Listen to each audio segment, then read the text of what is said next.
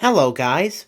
So, this is what I decided to do. I decided to gather up all four of my Spinosauruses I have that are made by Mattel. I have much more Spinosauruses. Like, if you've seen the videos on my channel, you know I recently got the Mega Captive Spino Rebirth, and I also have a old 2001 Spinosaurus from Jurassic Park 3.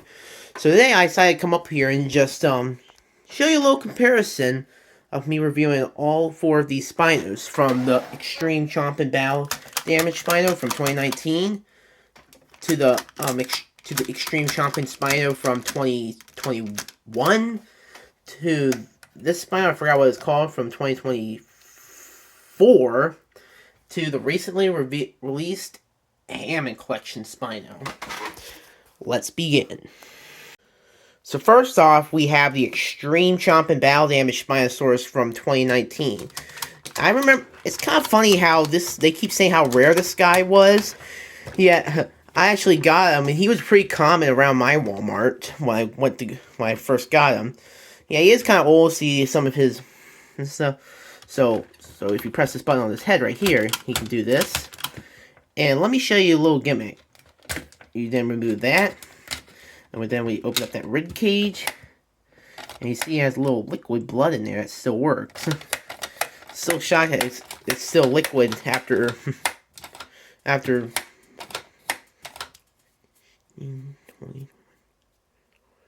6 years for having this thing. So you see little details on its eyes and stuff.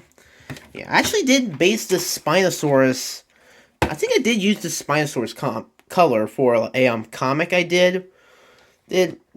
So other than that, I can't find a comic right now because I think it's one of my old comics I threw away, but I do remember using this color. But other than that's all I have to say for this Spino. On to the next. Okay, now we have the Spino from 2021, and you see it basically is like the blue one, but just only has the extreme chomp and stuff.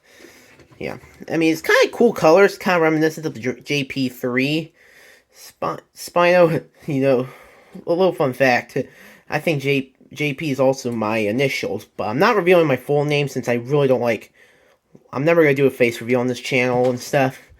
So, but you get it. I just don't feel comfortable sharing my face and stuff, but yeah, you see, yeah, the tail is kind of broken. It's because I don't know what happened, but it accidentally broke and stuff, but yeah, it is a little loose, but I don't really play with this guy because he's now living on my shelf, but yeah. Other than that, there's really not much to say about him, other than the fact that, well, he's just like the blue one, just without the bow damage.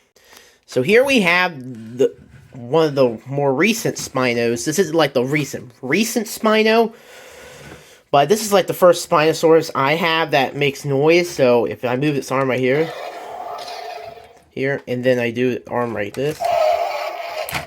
Yeah, I think you do remember this guy from me reviewing the 2001 Spino. Yeah, but you see, so right here, it has a little door right there for the scan. They recently got rid of that for the new Rebirth figures. They're going back to like the original stuff. But okay, but now this is kind of like the blue Spino, which I put back up there. But I am gonna bring them down at the end. But so now, unlike that one, instead of the bow damage to be on the side, oh wait, there is this little button. See, look. Yeah, but it doesn't like flip down because instead it's like this part. Yeah, if you look at it closer, it has little scars on it around it and stuff. You see it has a little bit of a malformed sail. Yeah. Yeah. So, not really much to say other than that. It's kind of cool. So I forgot to bring these guys onto the table, but these are like the recent new Rebirth Spinos, which are meant to be quote-unquote paleo accurate. Yeah, but I hear people say they have complaints about the neck being too short, but I just think it looks kind of like the Giganotosaurus' neck, and I really don't have a problem with it. So, yeah, I mean, you did see this guy from my Rebirth review, and I already showed you his mechanics. Like this, if I press this button on the sail. Yeah, he's also the second Spino I have that makes noise. And, well, after the video, I recently got a hold of this guy. If you see, I do have, the human characters and stuff over there. And you can see I have the little, micro adventure set, but I won't be reviewing that today. But back on track. So, yeah, unlike the other one, this Spino is a little smaller, see? And, he doesn't really have a lot of articulation. You can just open his mouth and stuff, and you move his arm like that, and his leg, yeah. So, other than that, these guys are... Okay, now the moment you all been waiting for, the Hammond Collection Spinosaurus. I did tease it in my last video that I got and stuff, and, well, here it is. And let me just tell you, it is amazing. I did make a Hammond Collection video I wanted to do, but I couldn't post it and stuff. But recently, I might redo that video, because now I finally got the Spino. And I have to say, I really, really like this figure. And besides there is no blue, I just love this figure so much. And you see, yeah, articulation is otherwise. And weirdly, this right here is like literally just nothing but plastic. The tail right here, they made it like a real feel rubber, and well, I think it's kind of unique and stuff. I remember being a little mixed on this guy, but now I'm just happy I have him. So, as you can see, his jaw can close. On, you can now open it right there. You can have him roar like that and stuff.